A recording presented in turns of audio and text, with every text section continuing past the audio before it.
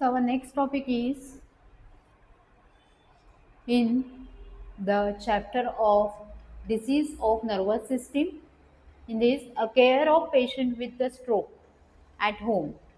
जर एखाद्या पेशंटला घरी अर्धांगवायूचा झटका आला तर अशा पेशंटची काळजी आपण कशी घ्यायची आहे तर ते आपण बघतोय. Patient is lay down in a comfortable position. पेशंटला कम्फर्टेबल पोझिशनवर झोपवायचं आहे. ठीक आहे. Next is raise the feet of the patient. पायाकडची बाजू उंच करायची आहे. Clothes of patient should be loose. पेशंटचे जे कपडे आहेत ते लूज करायचे आहेत. Patient should be kept in clean and ventilated room. पेशंटला हवेशीर रूममध्ये ठेवायचं आहे. Give a moral support to the patient. पेशंटला मोरल सपोर्ट द्यायचा आहे. In case of difficulty in breathing give artificial breathing और respiration.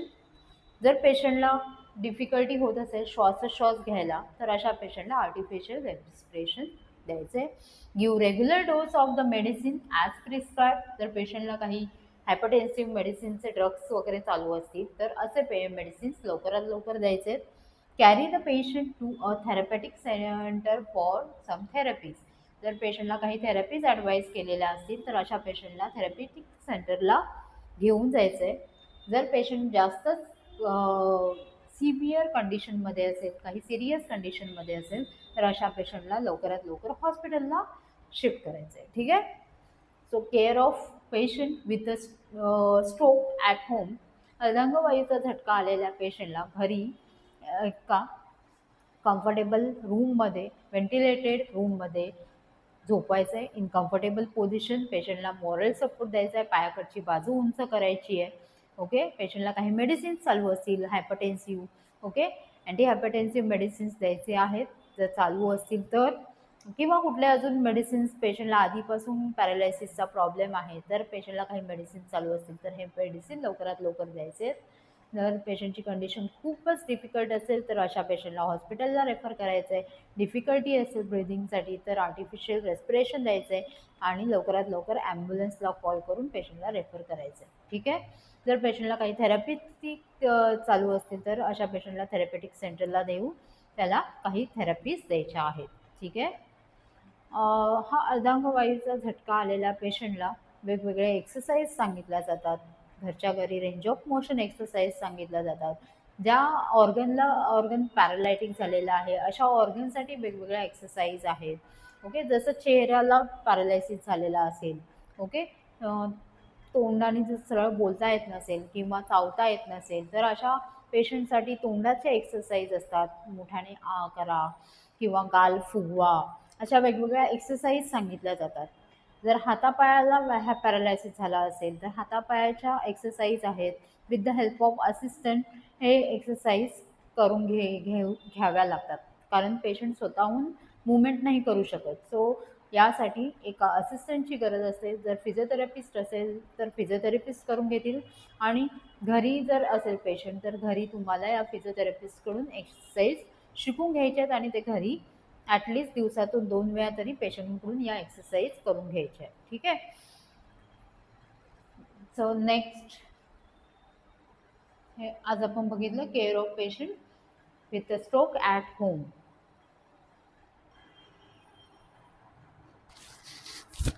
Next topic is care of patient, care of pressure points that is bedsore और डॉक्युपेटस.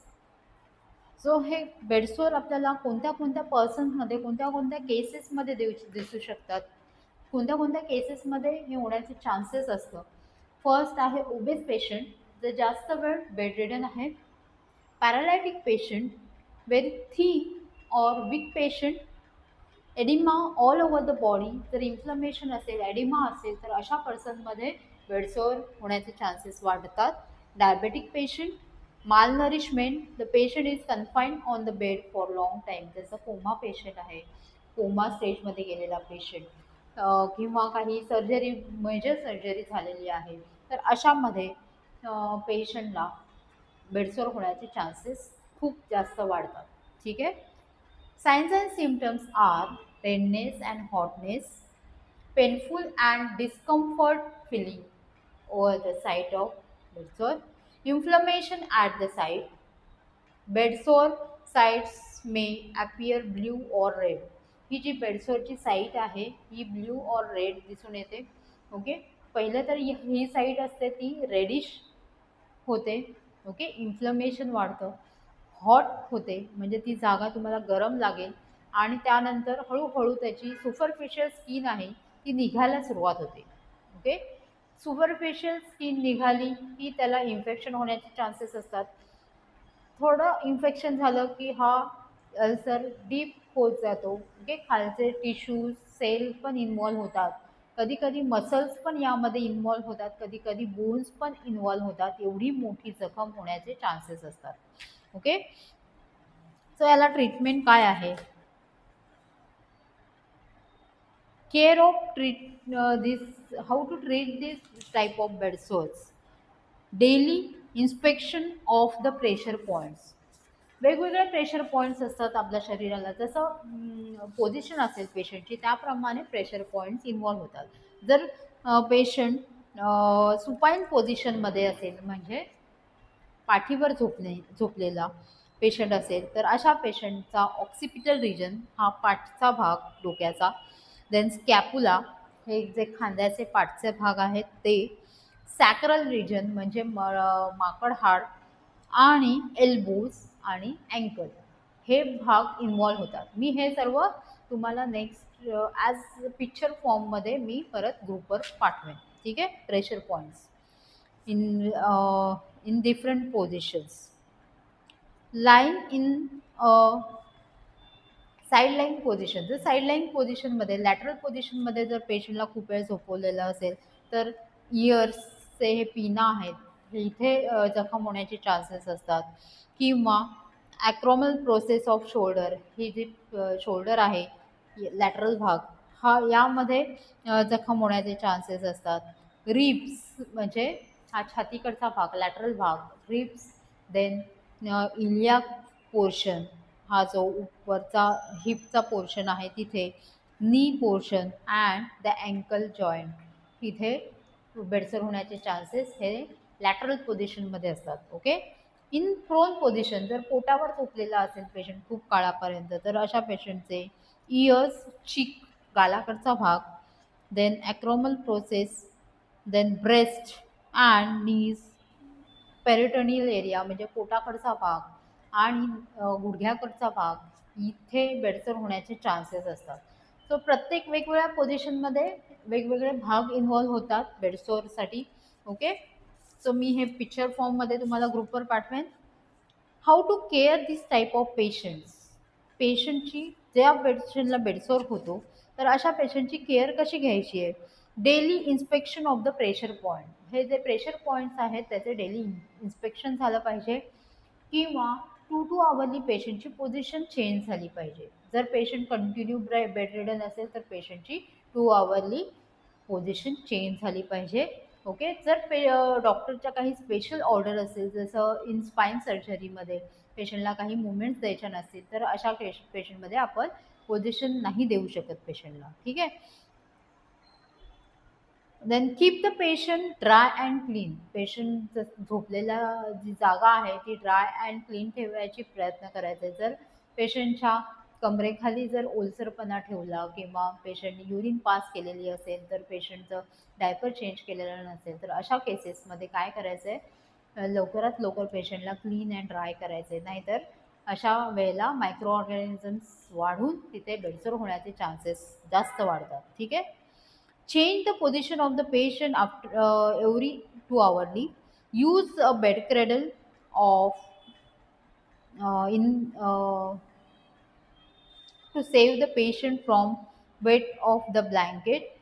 पेशंटचं ब्लँकेटचं वजन ठेवण्यासाठी bed क्रेडलचा वापर करायचा आहे किंवा फूट ट्रेसचा वापर करायचा आहे पायाकडची बाजू उंच करण्यासाठी. ठीक आहे. किंवा पिलोनचा वापर करायचा आहे. Use a soft and smooth and strong bed clothing. पेशंटचे जे बेड क्लोदिंग आहेत ते सॉफ्ट अँड स्मूथ असले पाहिजे विदाऊट एनी ब्रिंकल. काही चुन्या वगैरे नाही आल्या पाहिजेत. To reduce the pressure of sensitive points use the special type of mattresses जर पेशंट कंटिन्यू बेडरिडन असेल तर वेगवेगळ्या टाईपचे मॅट्रेसेस, जसं कम्फर्ट डिव्हायसेसमध्ये आपण बघितलं water mattresses and air mattresses, तर ह्या टाईपचे मॅट्रेसेस यूज करायचे. Change the wet clothes immediately after cleaning and drying the skin. Educate the patient and caretaker how to prevent the bed sores. पेशंटच्या फॅमिलीला आणि जर केअरटेकर असेल तर त्यांना एज्युकेट करायचं आहे to how to take care of the bed sore. To improve the blood circulation back care is necessary. Back care करणं गरजेचं आहे to improve the blood circulation and the back. Okay, so वेगवेगळ्या back केअरच्या exercises आहेत ते आपण next पार्टमध्ये शिकूया.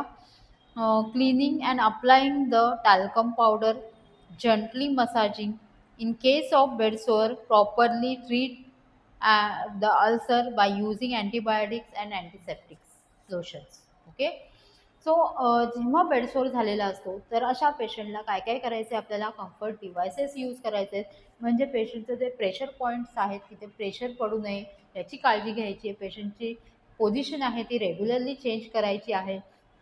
बेड क्रेडल्स यूज करायचे आहेत, फुटरेस्ट यूज करायचे आहेत, to take the weight of blankets. Okay, ब्लँकेट्सचं पेशंटचं जे टॉपिंग आहे त्याचं वजन ताणण्यासाठी हे वेगवेगळे बेड क्रेडल्स आणि फुटरेस्ट यूज करायचे आहेत. Protect the skin from wetting by urine and the sweat. जर पेशंटला घाम आणि युरिन कंटिन्यू पास होत असेल तर अशा वेळेला वेगळ्या प्रकारची काळजी घेऊ शकता, जसं पेशंटला कॅथेटर करू शकता, कॉटन क्लोथ्स घालू शकता. Okay, keep the patient dry and clean. Change the position of the patient. Keep the bed linen dry, smooth and soft, okay, without wrinkles. Use a sufficient amount of cotton below the skin. Change the wet clothes. Educate the patient and caretaker about the bed sore. Okay, so आपण हे वेगवेगळ्या प्रकारचे exercise patient घेऊ शकतो किंवा to hourly position change करू शकतो, massage देऊ शकतो. बॅक केअर मसाजेस आहेत वेगवेगळ्या प्रकारचे to improve the circulation, sorry, to improve the back सर्क्युलेशनचं बॅक केअर मसाजिंग आहेत. सो या प्रकारे आपण जो अल्सर होणारा आहे त्याचे चान्सेस कमी करू शकतो. जर हा अल्सर झालेला असेल, बेडसोर झालेला असेल, डेक्युबॅटस झालेला असेल तर वेगवेगळे मेडिसिन्स यूज करून, जसे अँटीबायोटिक्स आहेत, अँटीसेप्टिक्स ड्रग्स आहेत, त्यांनी रोज ड्रेसिंग करून क्लीन करून आपण हा बेडसोर क्लीन करून त्याचं जी जखम आहे, वूंड आहे ती हिल होऊ शकते. ठीक आहे, आणि पेशंटला रेग्युलर एक्सरसाइज करण्यासाठी एज्युकेट करायचं आहे. ठीक आहे, वेगवेगळ्या बॅक केअर्स एक्सरसाइजेस आहेत, पेशंटच्या rotation range of motion exercise आहेत, या एक्सरसाइज करून घ्यायच्या जेणेकरून पेशंटची मुवमेंट होईल ऑन द बेडवरच पेशंट मुवमेंट करू शकेल. ठीक आहे, then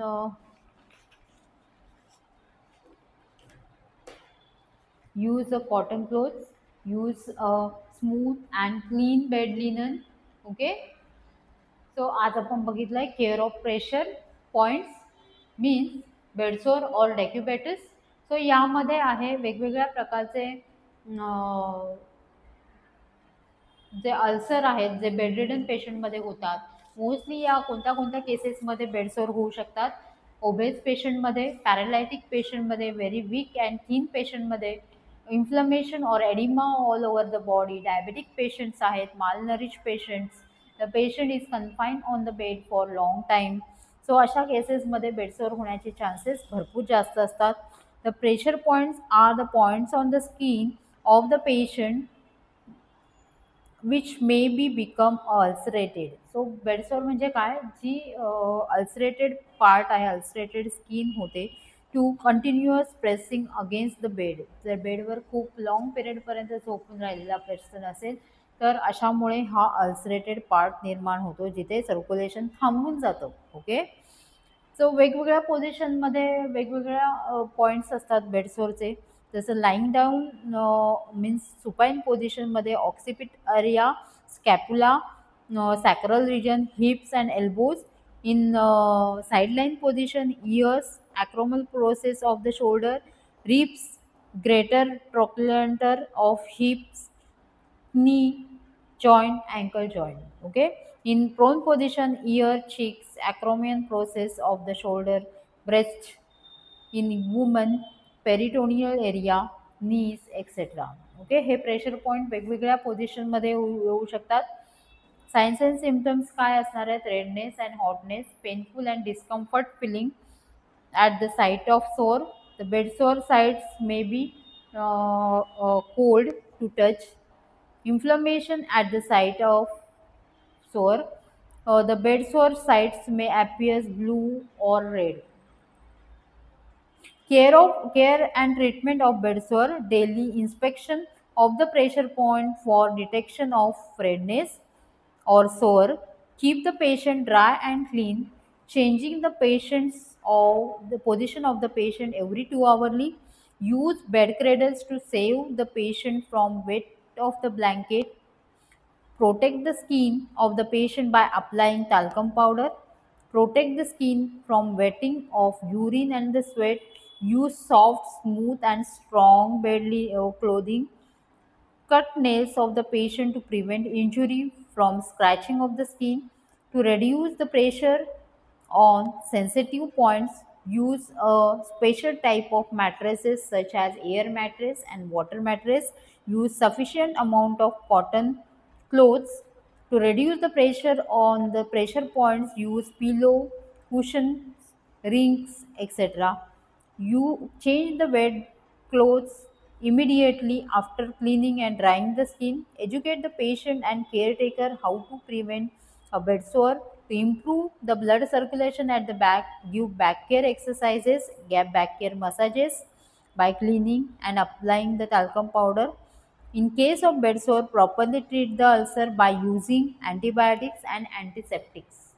Okay, so this is all about the bed sore.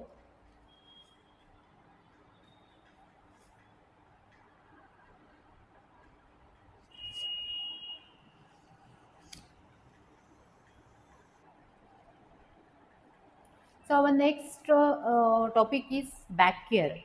Back care आपण बेडरिडन पेशंटला देतो किंवा पॅरालायटिक पेशंटला देतो किंवा काही वेगवेगळ्या केसेसमध्ये दिली जाते बॅक केअर. ही बॅक केअर देताना पेशंटला खूप कम्फर्टेबल आणि चांगली झोप लागू शकते. ठीक आहे, पेशंटचं बेडसोर होण्याचे चान्सेस खूप कमी प्रमाणात होतात. ओके, सो याचे एम्स काय आहेत? एम काय आहे बॅक केअरचा? Refreshing the patient, increasing blood circulation, prevention of bed sore, prevention of lung problems in the patient. जर लंग प्रॉब्लेम्स असतील तर ते प्रिव्हेंट होण्यासाठी, बेडसोर असेल ते प्रिव्हेंट होण्यासाठी, पेशंटला रिफ्रेशिंग वाटण्यासाठी आणि ब्लड सर्क्युलेशन इन्क्रीज करण्यासाठी आपण बॅक केअर द्यायची आहे. सो यासाठी कोणते कोणते आर्टिकल्स यूज होणार आहेत? हॉट वॉटर जग, 1 basin, napkin, 1 towel, talcum powder and oil for massaging. Now the procedure of back care.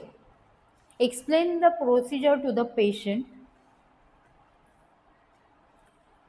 Changing the position of the patient. जसं आपल्याला कम्फर्टेबल असेल पेशंटला बॅक केअर द्यायला तसे पोझिशन द्यायचे पेशंटला, जसं लेफ्ट लॅटरल और right lateral position. Okay, it is most comfortable position for the back care. और पेशंटला प्रोन पोझिशनमध्ये पण झोपवू शकता. पेशंटचं पहिलं जे क्लोदिंग आहेत ते लूज करायचे, पेशंटला प्रायव्हसी मेंटेन करायची आहे. Wear a gown and prevent it touching from the patient. Wash the back thoroughly with the warm water using soap. Patient soap use करून पहिले बॅक क्लीन करून घ्यायची आहे. Dry the back with the help of towel. Apply some oil on the back and give massages. Rub the oil on the back, give some massages. त्यामध्ये वेगवेगळे massages आहेत, जसं एफ्लुराज आहे, नीडिंग आहे, टॅपोटमेंट आहे, ओके, पेट्रिसाज आहे. ओके, सो या वेगवेगळ्या प्रकारच्या एक्सरसाइज दिल्या जातात. Effleurage, kneading, tapotement and pastry starch. Okay.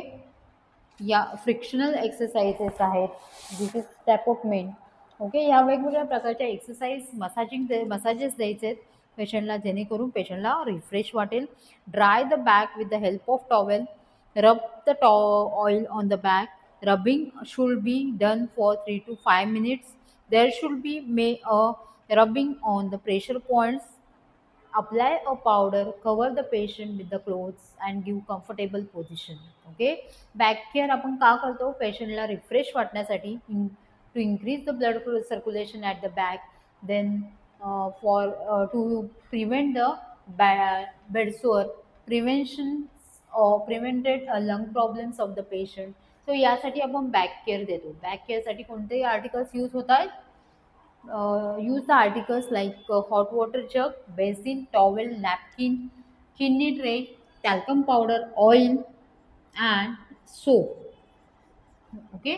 So प्रोसिजरमध्ये पहिले तर आपण असेस करायचं आहे पेशंटला. Then inform the patient, explain the patient procedure to the patient and patient's relative. Maintain the privacy. जे एन्व्हायरमेंटल टेम्परेचर आहे ते मेंटेन करायचं आहे, कारण जसं विंटर सीझन असेल तर विंटर सीझनमध्ये आपण पेशंटला ओपन करू शकत नाही. ओके. पेशंटला शिवरिंग होण्याचे चान्सेस असतात. त्यामुळे ॲज पर सीझन पेशंट जे रूम एन्व्हायरमेंट आहे, रूमचं टेम्परेचर आहे ते मेंटेन करायचं आहे. ओके.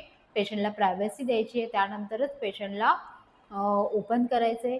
जशी पोझिशन द्यायची असेल त्या कम्फर्टेबल पोझिशनमध्ये पेशंटला झोपवायचं आहे आणि त्यानंतर बॅक केअर स्टार्ट करायचं आहे. बॅक केअर स्टार्ट करताना पहिलं वॉर्म वॉटरनी क्लीन करून घ्यायचं आहे. With the help of soap and warm water clean the back and then dry the back with the help of towel and then rub with the oil. Give massages like effleurage, petrissage, kneading, tapotement, friction, etc. These types of massages give at least 5 to 10 minutes. Okay. 5 to 10 minutes पर्यंत तुम्हाला ह्या exercise द्यायच्या आहेत, जेणेकरून पेशंटला आराम पडेल आणि बेडसोअर होणार नाही. आणि जिथे प्रेशर पॉईंट असतात तिथे जास्तीत जास्त मसाजिंग करायचं आहे. Okay. Then apply a talcum powder to avoid the friction. जे बेडमुळे होणारं जे निगेटिव्ह फ्रिक्शन आहे ते अवॉइड करण्यासाठी तुम्हाला टॅल्कम पावडर यूज करायची आहे. टॅल्कम पावडरनी फ्रिक्शन कमी होऊन पेशंटला बेडसोअर होण्याचे चान्सेस खूप कमी होतात. ओके. सो हे आपण बघितलं बॅक केअरबद्दल. ओके. सो हे प्रॅक्टिकल आहे, हे आपल्याला हेल्थ प्रमोशनमध्ये आहे. ओके. प्रॅक्टिकल बॅक केअरचं वेगवेगळे मसाजेस कसे द्यायचे आहेत हे आपल्याला प्रॅक्टिकलमध्ये शिकायचं आहे. ठीक आहे. सो यासाठी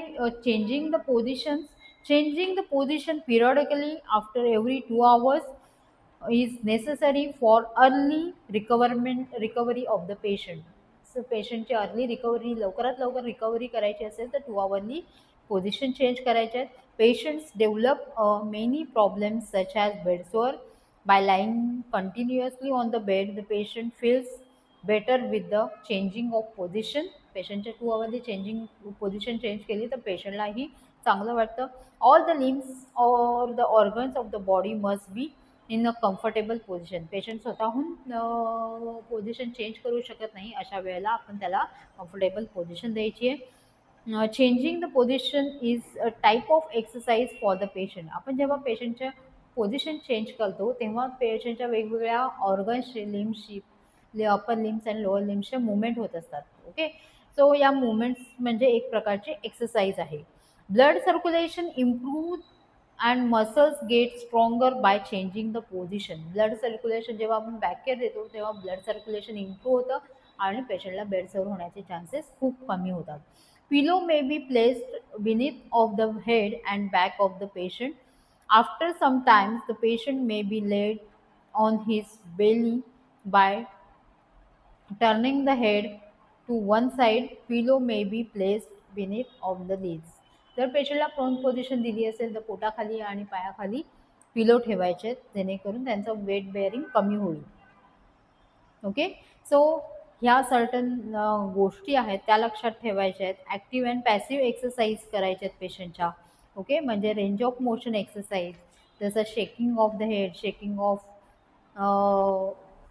upper limbs, shaking of lower limbs, Okay,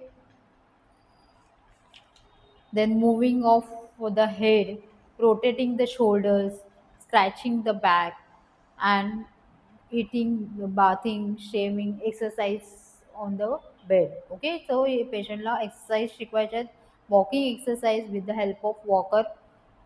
so या वेगवेगळ्या ॲक्टिव्ह अँड पॅसिव्ह एक्सरसाइज पेशंटच्या करून घ्यायच्या आहेत.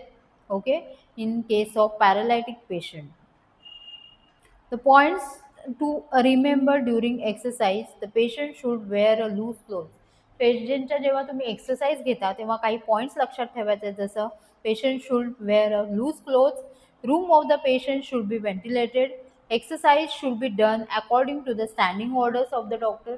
जे पेशंटच्या डॉक्टरांच्या ज्या स्टँडिंग ऑर्डर्स आहेत त्याप्रमाणे एक्सरसाइज घ्यायच्या आहेत. Prevention from cold and air draft, prevention from tiredness, patient जर जास्त थकत असेल तर त्यावेळेला एक्सरसाइज स्टॉप करायचं आहे. Make a definite schedule of the exercise, एक वेगळं शेड्यूल बनवायचं आहे, जसं सकाळी 10 वाजता एक्सरसाइज, संध्याकाळी 4 वाजता एक्सरसाइज.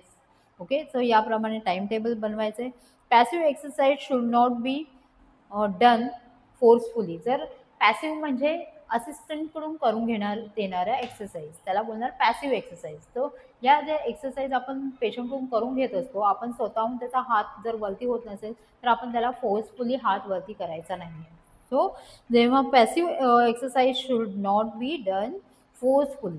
ॲक्टिव्ह म्हणजे पेशंट स्वतःहून करणाऱ्या एक्सरसाइज, आणि पॅसिव्ह म्हणजे असिस्टंट जो पेशंटचा हात हलवतोय, पेशंटला स्वतः मुवमेंट करू शकत नाही तेव्हा असिस्टंट आहे तो हात हलवतोय, त्याला बोलणार पॅसिव्ह एक्सरसाइज. ओके, सो ह्या वेगवेगळ्या रेंज ऑफ मोशन एक्सरसाइज करून घ्यायच्या आहेत. ओके, कळलं आजचा टॉपिक. आजच्या टॉपिकमध्ये आपण शिकलो stroke of the page, the when there is a stroke at home, how to care the patient, then care of pressure points, back care, and changing of position, active and passive exercise आपण बघितला. ठीक आहे, so याबद्दल आपण या लेक्चरमध्ये cover केलेलं आहे. याचे मी नोट्स आणि with the help of diagram तुम्हाला तुमच्या ग्रुपवर पाठवून देईन.